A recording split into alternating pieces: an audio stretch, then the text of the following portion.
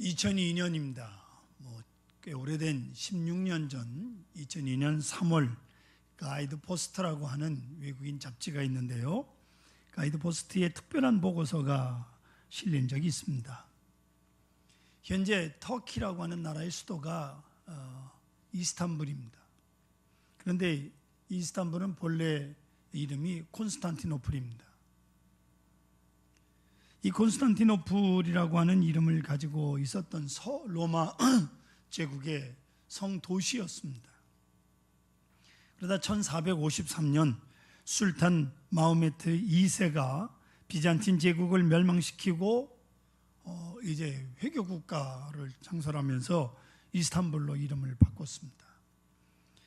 술탄 마호메트 2세가 말을 타고 성 소피아 성당에 난입을 해서 예배를 드립니다. 회교 예배를 드렸어요. 이 성 소피아 성당이 아주 유명한 성당인데요. 소아시아 지역을 여행해 본 분들은 반드시 가보는 아주 유명한 관광지입니다. 특별히 그리스도인들에게는 중요한 의미가 있는 곳입니다. 서기 360년에 봉헌된 성당, 지금으로 따지면 약 1700년 된 성당임에도 불구하고요, 그 위용이 얼마나 대단한지, 1700년 전에 어떻게 이렇게 큰 성전을 지을 수 있을까 하는 생각을 갖게 하는 대단한 성당이 지금도 존재하고 있습니다. 세 차례 지진을 완벽하게 견뎌낸 건물이고, 기독교 문화의 그 화려했던 옛날을 우리에게 증거해 주는 성당. 그런데 그것으로 유명한 것이 아니라 거기에는 비밀하고 아주 소중한 보고서가 소장되어 있는 것을 이 가이드포스트에서 소개한 겁니다. 그 제목이 뭐냐면 예수의 체포와 신문 및 처형에 관하여 가이사에게 보낸 빌라도의 보고서라고 하는 문건입니다. 로마 왕제 티베리수에게 보낸 빌라도 총독의 보고서로 대단히 역사적 중요한 증거를 전해주고 있는데요, 그 내용의 시작은 이렇습니다. 각각의 문안을 드립니다. 제가 다스리는 지역에서 최근 수년 동안 일어난 사건은 나라의 운명까지도 변하게 할지 모르는 일이기에, 나라의 운명, 로마의 운명을 바꿀지도 모르는, 여러분 결국 로마의 운명을 바꿨어요. 잘 아시지 않습니까? 이리기에 각하에게 소상히 알려드리고자 합니다. 이어지는 내용은 대개 성경에 기록되어 있는 것과 비슷하게 전개가 됩니다. 예수님께서 유대인들에게 말씀을 전하고 병자를 고치고 이런 얘기입니다. 그리고 빌라도가 이어서 이렇게 말합니다. 원치 않지만 폭동이 무서워서 희생양으로 예수라는 청년을 십자가에 처형을 했습니다. 그리고 다 끝난 줄 알았는데 더 큰 혼란에 빠지게 되었습니다. 그 이유는 그가 부활했기 때문입니다. 무덤은 비었고 제자들은 용기를 내어 예수님 부활했다고 전파하기 시작했습니다. 예수의 생애는 마치 진흙이 토기장의 손에 있는 듯 모든 것이 그의 손에 있음을 증명하고 있습니다. 따라서 그의 주장이 사실일 수밖에 없다고 감히 말씀드립니다. 십자가 옆에서 말키스가 말한 것처럼 예수님과 함께 십자가에 달렸던 강도 중에 한 사람을 말합니다. 이 사람은 하나님의 아들이었다고 나는 말하고 싶습니다. 각하, 이것은 제가 할 수 있는 한 사실대로 기록한 것입니다. 저는 각하의 가장 충실한 신하입니다. 본디오 빌라도. 이것이 빌라도의 보고서입니다. 사랑하는 성도 여러분, 부활 사실을 어떻게 생각하십니까? 우리가 부활절을 당해서 다시 한번 생각해야 될 문제는 부활의 역사성이 옳시다. 부활은 철학적으로, 추상적으로, 심리학적으로 설명한 문제가 아니올시다. 혹은 도덕적으로 설명할 문제도 아닙니다. 부활은 역사적 사실입니다. 아멘. 이 철저한 사건으로부터 기독교는 시작이 됩니다. 이 역사적 사실, 이것에 대해서 우리는 다시 한번 우리의 신앙을 새롭게 해야 할 것입니다.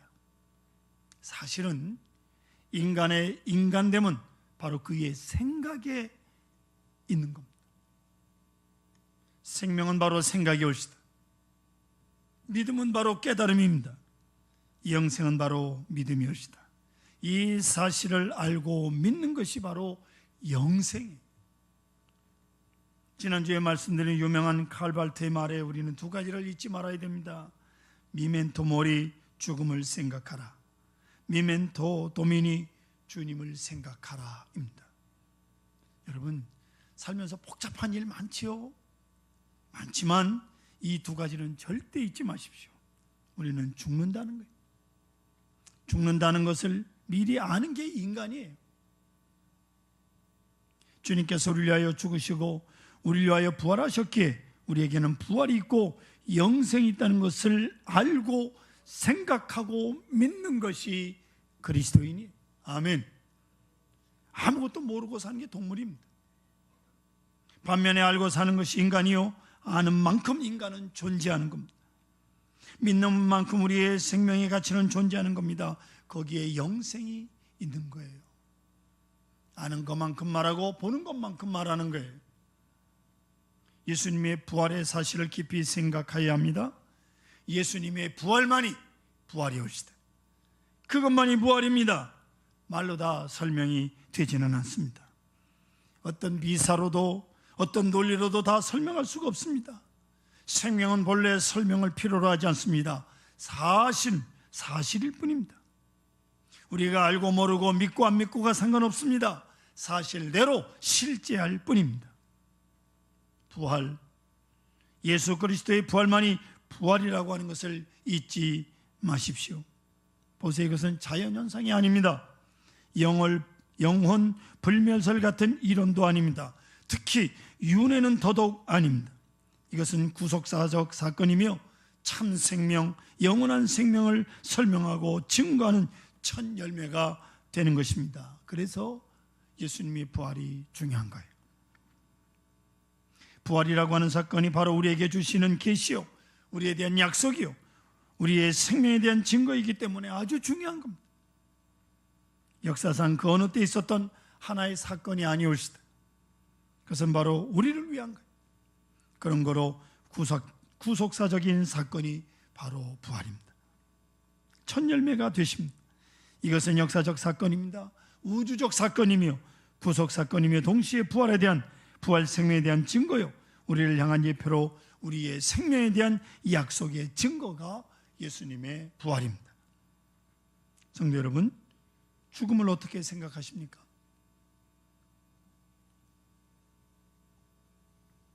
육체의 죽음은 동물적인 죽음이요, 하나의 자연현상입니다. 그러나 인간의 죽음은 절대로 그것으로 끝나지 않습니다. 육체의 죽음일 뿐 그 생명의 죽음이 아니요, 오히려 자유로운 생명의 시작이라는 것을 잊지 마시기를 바랍니다. 생명은 여전히 신비합니다. 출생의 신비가 있고요, 성장의 신비가 있습니다. 요새 DNA니 혹은 유전자니 유전공학이니 해서 많은 연구를 합니다. 유전자를 해독했다느니 뭐니 합니다. 굉장한 인량 떠드는데 문자 그대로 해독을 했습니다. 그러니 어쩌라는 거예요? DNA를 해석했다고 어쩌라는 겁니까? 그것이 사람을 만들어내요? 하나님의 오묘한 신비의 세계를 트럭만큼 해독했다고 해서 문제가 다 해결된 것 난 것처럼 착각하면 안 됩니다. 성도 여러분, 저와 여러분, 우리 생전에 죽지 않을 약이 나오리라고 착각하지 마십시오. 다 죽습니다. 죽는다니까 아멘을 하나도 안 하네. 그렇게 살고 싶으십니까? 그런 줄 아십시오. 늙지 않는다고요? DNA 유전공학으로 안 늙는다고요? 사실 여러분, 사람이 안 늙어도 걱정이죠. 맨날 어린아이로 있어 봐요. 그거 얼마나 걱정거리요. 사실은 안 죽어도 걱정입니다. 이 안 죽으면 이 인구 때문에 이거 난리도 아니요. 작년 한 해 동안 우리나라에 아이들이 태어나는 게 35만 명 태어났대. 근데 죽은 사람이 40만 명이야. 다행입니다. 태어난 사람보다 덜 죽으면 큰일 아니요. 아이들 너무 안 나서 큰일입니다. 결혼 안 하신 분들 빨리 결혼하시오. 결혼해서 아이들 순풍순풍 낳아야 돼. 여러분, 얼마나 신비로운지 모릅니다. 성장이 신비롭고 유전인자가 신비롭고 죽음 자체가 그야말로 점점 더 신비로워지는 겁니다. 그래서요, 오히려 과학자들이 더 신앙이 좋답니다. 과학자들 연구해 가면 갈수록 점점 더 깊은 세계를 발견하고 이게 인간의 힘으로 불가능하다는 것을 알기 때문에 점점 더 놀라운 거예요. 나아가 부활이라고 하는 건 더더욱 신비로운 겁니다. 참 생명이 육체라는 옷을 잠깐 입었다가 어느 순간에 벗어버린다고 생각하십시오. 이것이 사도 바울이 말하는 인간론이에요. 아시겠습니까? 오늘 본문에서 죽음을 가리켜서 자는 것이라고 3번 말씀합니다. 13절 보세요. 자는 자들에 관하여는 14절 하반절에 예수 안에서 자는 자들도, 15절에 우리 살아남아있는 자도 자는 자보다 결코 앞서지 못하리라고 말입니다. 예수님께서는 죽은 사람을 두고 잔다 그러면 잔다, 죽었다고 모두 울고 있는, 그래서 장례식까지 치를 터인데 잔다고 말합니다. 여러분, 예수님의 죽음과는요 휴식이에요. 잔다는 거예요. 잔다는 게 무슨 뜻입니까? 쉰다는 말이죠. 피곤해서 좀 쉬는 거예요. 우리가 낮에 힘써 일하고 밤에 피곤해서 자지 않습니까? 힘써 일하는 사람만이 달콤한 잠을 누릴 수 있는 거예요. 이런 밤에 잠 안 오는 사람은 일 안 했다는 증거입니다. 예? 왜 잠을 못 자요? 죽음이란 그 잠자는 것과 의미가 똑같은 거예요. 쉬는 거예요. 그리고 잔다고 하는 것은 그 속에 생명이 있다는 뜻이 옳시다. 아시는 대로 잠자는 것도 가만히 보면 아이들 자는 건 예뻐. 새근새근 자는 게 꼭 천사들 같잖아요. 그런데요, 어른들 자는 건 이거 영 아니 옳시다. 코를 있는 대로 드르릉 걸질 않나. 숨 넘어갈 거 컥컥, 이 무호흡도 있잖아요. 이거 한참 숨을 안 쉬고 깜짝 놀랐어요. 무호흡이. 여러분, 내가 잠들었으니 망정이지 깨서 그것을 계속 들으라고 한다면 참 곤란합니다. 그러나 우리는 낙심하지 않습니다. 생명이 그 안에 있어서입니다. 죽은 것 같으나 생명이 그 안에 있습니다. 그게 자는 거예요. 곧 잔다라고 하는 것은 뭐예요? 생명이 있다고 말이에요. 아멘. 생명이 있다. 여러분, 죽음이라고 하는 현상 자체에 대한 두려움이 있습니까? 어떤 분이 그럽디다. 무덤에다가 구멍을 내놨어. 뭐 깝깝할까봐 그랬대나? 별 걱정 다 해. 얼마나 괴롭고 얼마나 아플까, 얼마나 숨이 답답할까, 그리 생각되세요? 너무 걱정하지 마십시오. 죽음은요 자는 것과 똑같은 거예요. 생명은 의식의 세계이기 때문에 우리가 잠들어서 의식이 몽롱해지는 것과 똑같은 현상으로 죽을 것입니다. 그런 거로 죽음 자체에 대해서 걱정할 것이 없어요. 오직 여러분, 지옥에 갈까 걱정하십시오. 주님 앞에 가서 얼마나 부끄러운 모습으로 서게 될까 하는 것이나 걱정할 것이지 죽는 것 자체 걱정하지 마시라 그 말이에요. 아이고 숨 막힐 텐데 그거 어떡하지? 그런 걱정하지 마세요. 여러분은 잠들 때 그 걱정하고 잡니까? 잠자는 그것은 죽는 연습이에요. 매일매일 우리는 죽는 연습을 하고 있는 겁니다. 죽었다 살았다 합니다. 그런데 잠이라고 하는 것이 현상이 어떻게 전개되든 예수님의 시각으로 그 속에 생명이 있다라고 말씀하고 있는 겁니다. 자, 그러면 잠이라고 하는 것은 이렇게 생명이 있는 것인데 중요한 것은 깰 때가 있다는 거죠. 잠은 깨는 겁니다. 깬다 그 말이에요. 지금은 자지만 깨어날 때가 있습니다. 그것을 내다보기 때문에 예수님이 잔다고 말씀한 거예요. 예수님께서 분명히 죽어서 장례식을 하는 사람을 보시고도 잠들었다고 말씀합니다. 예수님의 능력이 플러스 알파가 역사할 때 그건 깨어나게 되는 거예요.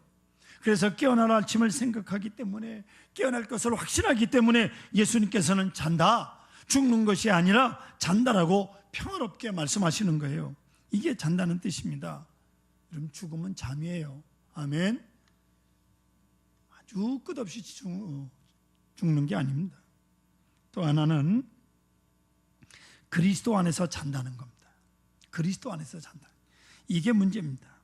그리스도 안에 살던 사람이 그리스도 안에서 잔다. 여기에 죽음을 넘어서는 엄청난 신비가 있습니다. 그리스도를 사랑하고 그리스도의 사랑을 받아들이고 그를 믿고 그의 능력 안에 사는 겁니다. 그리고 자유한 모습을 가리켜서 그리스도 안에 산다고 하는 겁니다. 그리고 잠들었을 때 그리스도 안에서 잔다고 말하는 겁니다. 스탠버그라고 하는 심리학자가 사랑의 3요소를 이렇게 표현합니다. 첫째는 친밀감이라고 말합니다. 친밀감. 가깝게 느끼는 거죠. 상대방의 행복을 증진시키고자 하는 마음으로 가득 찹니다. 이것을 사랑이라는 거예요. 어린아이들 보세요. 아이들은요, 부모님의 사랑을 가까이 느끼고 싶어 합니다. 이 사랑은요, 잠깐만 떠나도 못 살아요. 예? 엄마가 조금만 떠나도요, 아글아글 쏘고 아기들이 울어요. 따로 떨어져 노는 것 같아도 지금 부모님이 여기 있고 부모님의 사랑이 여기 있기에 나는 부모님의 사랑을 받는 사람이다 하는 자신감을 가지고 아이들이 노는 겁니다.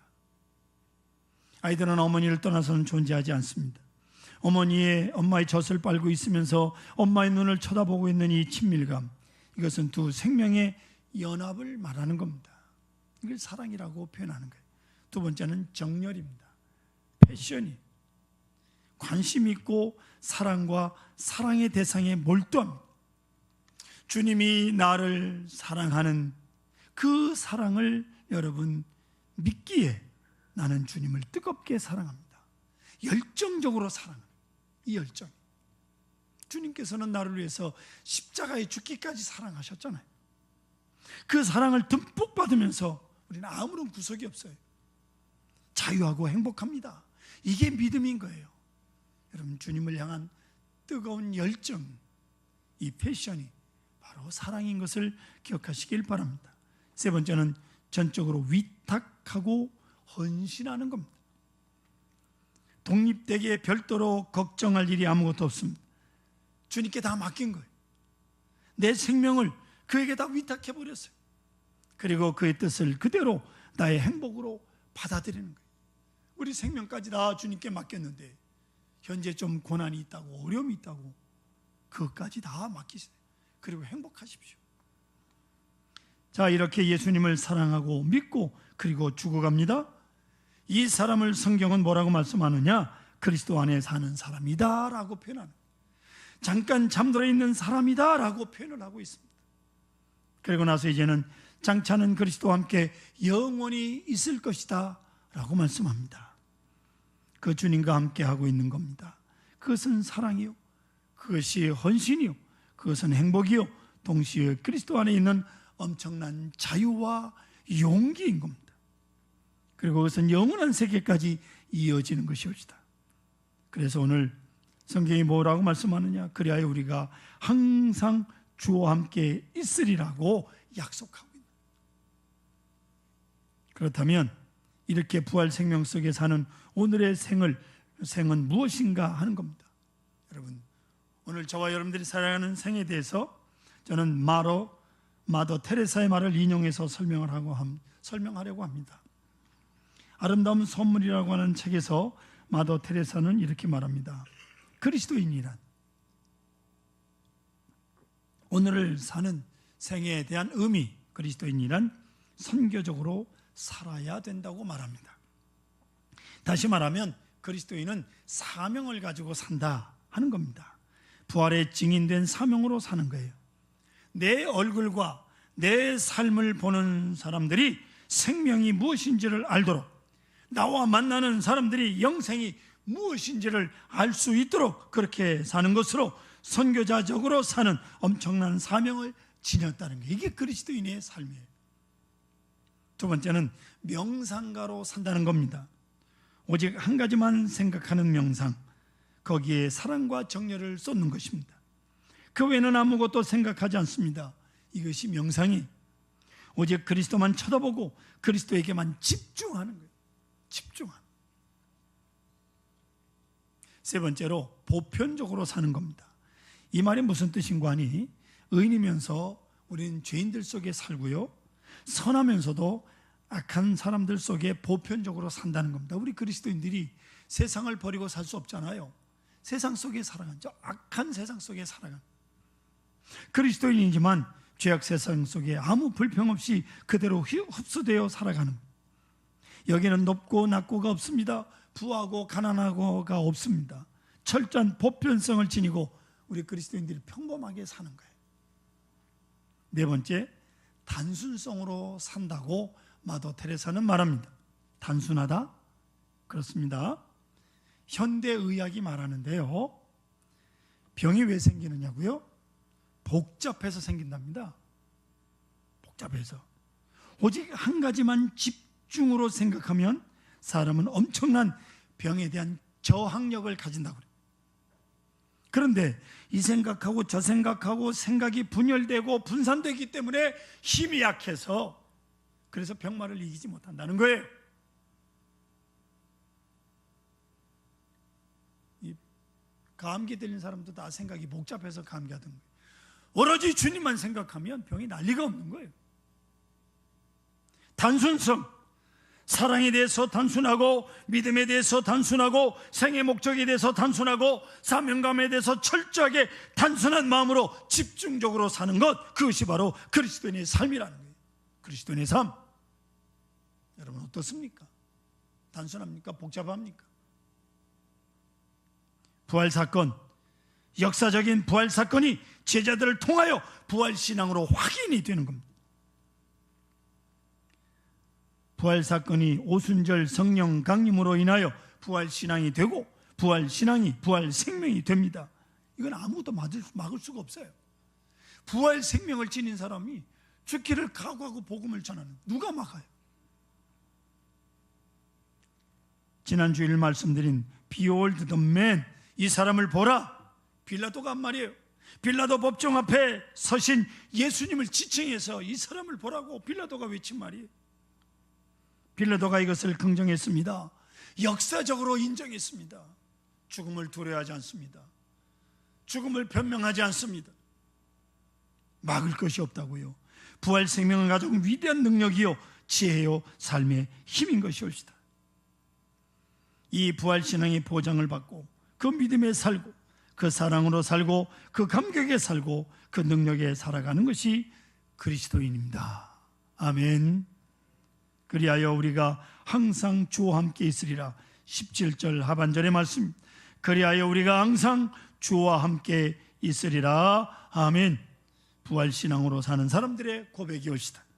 위대한 부활신앙으로 승리하시기를 축원합니다.